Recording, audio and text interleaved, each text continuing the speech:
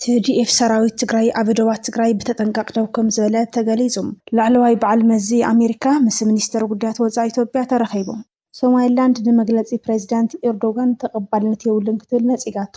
እዚኦምን ካልኦት እዋናዊ ሓበሬታታት ሒዝናልኩም ቀሪብና ኣለና። ክሳብ መወዳእታ ምሳና ክትኮኑን ሰብስክራይብ ብምግባር ኣባል ስድራ ቤትና ንክትኮኑ ንቪድዮና ድማ ላይክ ብምግባር ሓገዛትኩም ኣይፈለየና እንዳበልና ናብ ዝርዝራቶም ክነስክረኩም። TDF ሰራዊት ትግራይ ኣብ ደቡብ ትግራይ ብተጠንቀቕ ደው ከም ዝበለ ተገሊጹ። ዝተፈላለዩ ማዕኸናት ዜና ዓለምነት ነቲ ናይ ቀረባ ፍልፍላተን ጠቒሰን ከም ዝጸብጸቦ ሰራዊት ኢትዮጵያ ምስ ብርክት ዝበለ ኣጽዋራቱ ናብ ትግራይ ምጽጉዑ ስዒቡ ሰራዊት ትግራይ ድማ ብበዝሒ ናብ ደቡብ ትግራይ ይጓዓዝ ከም ዘሎ እዩ ዝግለጽ ዘሎ። ሰራዊት ምክልኻል ትግራይን ሰራዊት ብልጽግናን ኣብ ደቡብ ትግራይ ተፋጢጦም ምህላዎም ዘመላኽት ጸብጻብ ተቓሊሑ ኣሎ። ሰራዊት ፌደራልን ሓይልታት ትግራይን ኣብ ደቡብ ትግራይ ኣብ ምፍጣጥ ከም ዘለውን ፈረንሳይ ዜና ወኪል AFP ጸብጺቡ ኣሎ። ኣብ መንጎ መንግስቲ ፌደራል ኢትዮጵያን ሕወሓትን ከምኡ ድማ ጊዜያዊ ምምሕዳር ትግራይን ዘሎ ዝምድና ድሕሪ ስምዕ ፕሪቶርያ እውን እንተኾነ ኣብ ዝኸፍአ ብርኪ በፂሑ ከም ዘሎ ክግለጽ ከም ጸንሐ ዝፍለጥ ኮይኑ እቲ ወጥሪ እናገደደ ይመጽእ ምህላው ድማ ይግለጽ እዩ። ኣብ ትግራይ መበል ካልኣይ ግዜ ብፌደራል መንግስቲ ኣጽዳቂነት ዝቆመ ጊዜያዊ ምምሕዳር ትግራይ ናይ ውዕላት ሰነድ ፈሪሙ ትግራይ ከም መሓድር ዝተሸመ ኮይኑ ይኹን እምበር እተን ዝተፈረመለን ብኢድ ዝቁጸራ ነጥታት ብኣግባቡ ከም ዘይፈጸመ ይፍለጥ እዩ። እቲ ጊዜያዊ ምምሕዳር ትግራይ ግቡእ ዘይምፍጻሙ ፌደራል መንግስቲ ተሓታቲ ክገብር ጸኒሑ እዩ። ፌደራል ኣብ ትግራይ ዝተፈላለዩ ማዕቀባት ናይ በጀት ክልክለታት ሓዊሱ እቲ ጊዜያዊ ምምሕዳር ትግራይ ክዳኸም ይጽዕር ከም ዘሎ ዝፍለጥ እዩ። ካብዚ ሓሊፉ ኣብ ኣዲስ ኣበባ ነባር መራሕቲ ትግራይ ወዲኡ ኣብ ልዕሊ ትግራይ ናይ ኩናት ወፍሪ ክካየድ ይገብር ምህላው እውን ከምኡውን ፌደራል ሙሉእ ሓይሉ ናብ ደቡብ ትግራይ የጉዕዝ ምህላው እዩ። እዚ ተግባር መንግስቲ ፌደራል ምስቲ ቅድሚ ምጅማር ኩናት 2013 ዓ.ም ኣዝዩ ዝመሳሰል ምዃኑ ድማ ብብዙሓት ይግለጽ ኣሎ።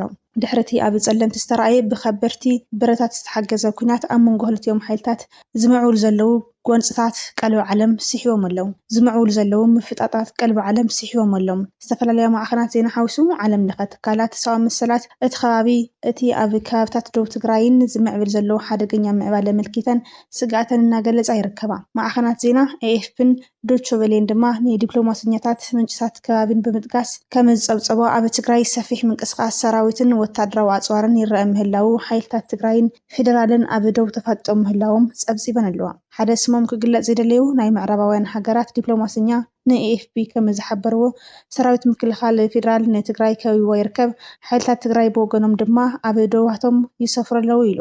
ምንጭታት ካብ ትግራይ እውን ኣብቲ ደቡብ ዘለዉ ኩነታት ሰራዊት ፌደራልን ሓይልታት ትግራይን ዘርእይዎ ዘለዉ ዝለዓለ ምንቅስቓስ ብምባል ገሊፆምዎ ኣለዉ። ዓለም ለኸ ማሕበረሰብ ነዚ ወጥሪ ንምሕዳር ጸቕጢ እንተዘይገይሩ ዳግማይ ናብ ኩናት ናይ ምእታው ዕድል ከም ዘሎ ድማ ስጋቶም ይገልጹ። ፕሬዚዳንት ጊዜያዊ ምምሕዳር ትግራይ ጀነራል ታደሰ ወረደ ኣብዚ ኣብ ቀረባ እዋን ኣብ ዝሃቦ መብርሂ ነዚ ኣብ ባይታ ዘሎ ወጥሪ ዘረጋገጽ ተሪር መልእኽቲ ኣመሓላሊፉ እዩ። ጀነራል ታደሰ ሰራዊት ፌደራል ናብ ትግራይ ይጽጋዕ ከም ዘሎ ብምጥቃስ ብሓይሊ ዝመጽእ ጸላእ እንተሃልዩ ድማ ካብ ምምካት ወጻኢ ካሊእ ኣማራጺ የብልናን ክብል ተዛሪቡ ነይሩ።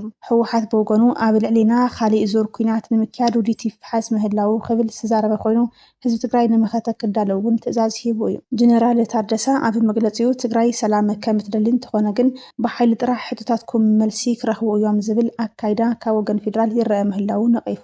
ትግራይ ሰላም ከም እትደሊ እንተኾነ ግን ብሓይሊ ጥራሕ ሕቶታትኩም መልሲ ክረኽቡ እዮም ዝብል ኣካይዳ ካብ ወገን ፌደራል ይረአ ምህላው ነቒፉ።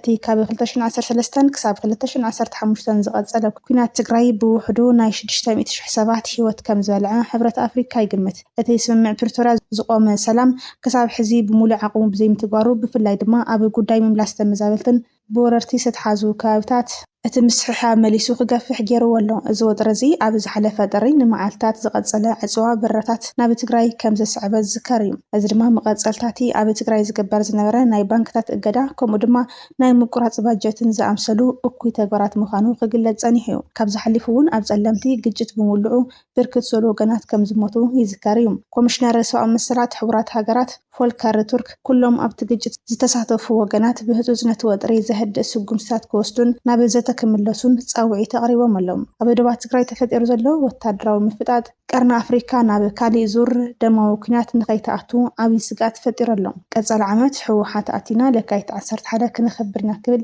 ጌታቸው ረዳ ገሊጹ። ኣብ መላእ ከተማታት ትግራይ ለካቲት 11 ብድምቀት እናተኸበረ ዝርከብ ኮይኑ ብርክት ዝበሉ ኣካላት ድማ ለካቲት 11 ምልክቶም ሰናይ ትምኒቶም እናገለጹ እንትኾኑ መልእኽቲ ለካቲት ኣይተ ጌታቸው ግን መዘራረቢ ኮይኑ ቀፂሉ ኣሎ። በዓል ለካቲት 11 ኣብ መላእ ከተማታት ትግራይ እናተኸበረ ይርከብ። ዶክተር ቴድሮስ ኣድሓኖም እቲ በዓል ኣመልኪቶም ናብ ትግራይ ናይ ሰናይ ትምኒት መግለፂ ሂቦሎም። ዋና ዳይሬክተር ውድብ ጥዕና ዓለም ዶክተር ቴድሮስ ኣድሓኖም ነዚ ዝበሉ ብምኽንያት መበል 51 ዓመት ጽምብል 11 ለካቲት ኣብ ዘመሓላለፍዎ ናይ ሰናይ ትምኒት መልእኽቲ እዩ። እንኳዕ መበል 51 ዓመት በዓል ለካቲት 11 ብፅሕና ዝበሉ ዶክተር ቴድሮስ ሰላም ሓድነትን ቅሳነትን ይምነኹል ድማ ሰናይ ትምኒቶም ገሊጾም። በኣንጻሩ ኣይተ ጌታቸው ረዳ ንኹልኹም ብቕንዕናን ብውፍነትን ንረብሓ ህዝቢ ትግራይ ዝተጋደልኩምን መስዋዕቲ ንዝኸፈልኩምን ተጋሩ ድማ እንኳዕ መበል 51 ዓመት ጽምብል 11 ለካቲት ኣብ ጽሕኩም ኣብፅሕና ቀጻሊ ዓመት ድማ ነጋዶ ኩናት ተኣልዮም ብሰላምን ህዝባዊ መንፈስን ከም ነኽብሮ ዘለና ተስፋ ክገልጽ ይደሊ ኢሉ። መበል 51 ዓመት ምጅማር ዝተወደበ ብረታዊ ቃልሲ ህዝቢ ትግራይ ኣብ መላእ ትግራይን ዲያስፖራ ተጋሩን ምኽባር ቀፂሉ ኣሎ። ላዕለዋይ በዓል መዚ ኣሜሪካ ምስ ሚኒስትር ጉዳያት ወፃኢ ኢትዮጵያ ተረኺቡ። ድሕረቲ ኣብ ኣዲስ ኣበባ ዝተገበረ ናይ ኢትዮጵያን ቱርክን ርክብ ስዒቡ ላዕለዎት በዓል ስልጣን ኣሜሪካ ኣብ ኣዲስ ኣበባ ዲፕሎማስያዊ ርክባት የካይዱ ኣለዉ።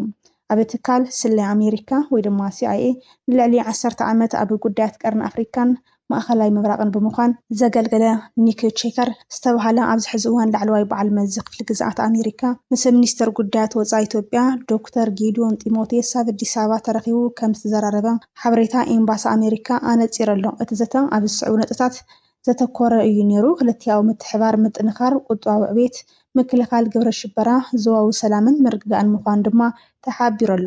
ኒክ ቼከር ኣብ ቤት ምኽሪ ሃገራዊ ድሕነት ከምኡ እውን ኣብ ቤት ጽሕፈት ሴናተር ቢል ሃገርቲ ብላዕለዋይ ደረጃ ዝሰርሕዎ ዲፕሎማስኛ እዩ።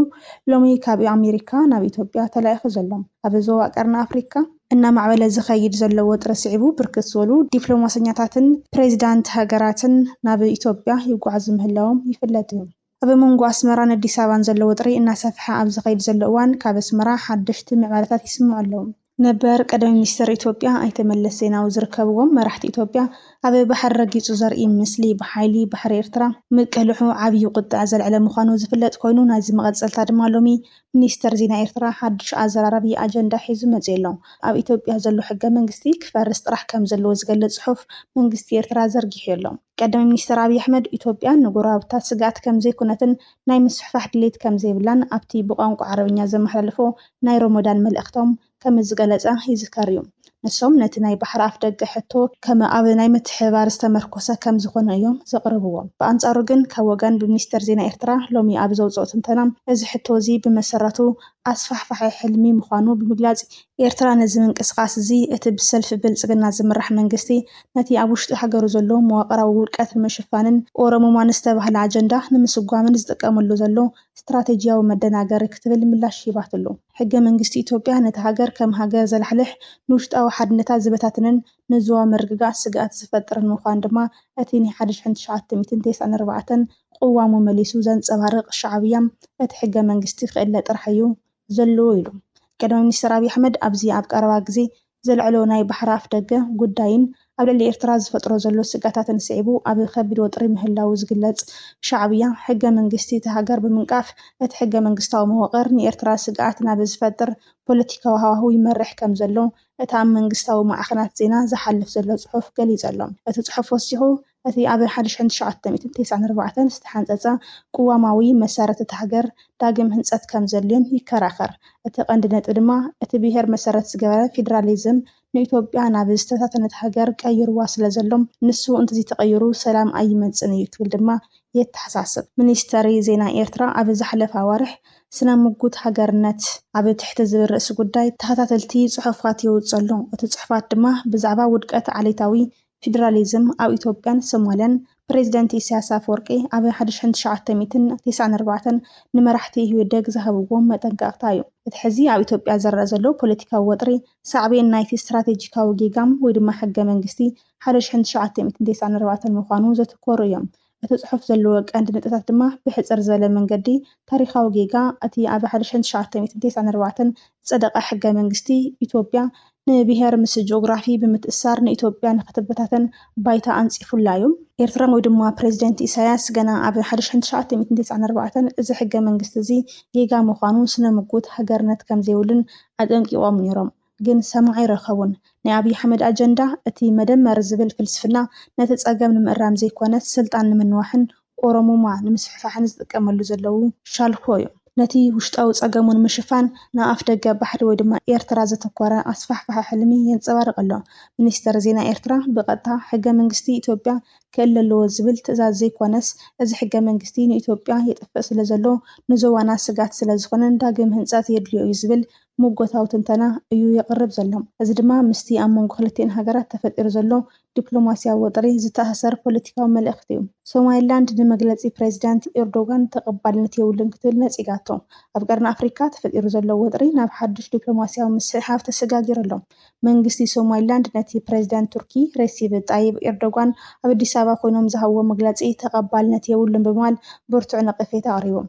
ፕሬዚዳንት ኤርዶጋን ምስ ቀዳማይ ሚኒስተር ኣብዪ ኣሕመድ ኣብ ዝሃብዎ መግለፂ እስራኤል ንሶማሊላንድ ከም ሃገር ኣፍልጦ ምሃባ ንሶማሊላንድ ይኹን ንቐርኒ ኣፍሪካ ዝኾነ ረብሓ የብሉን ክብሉ ተዛሪቦም ነይሮም።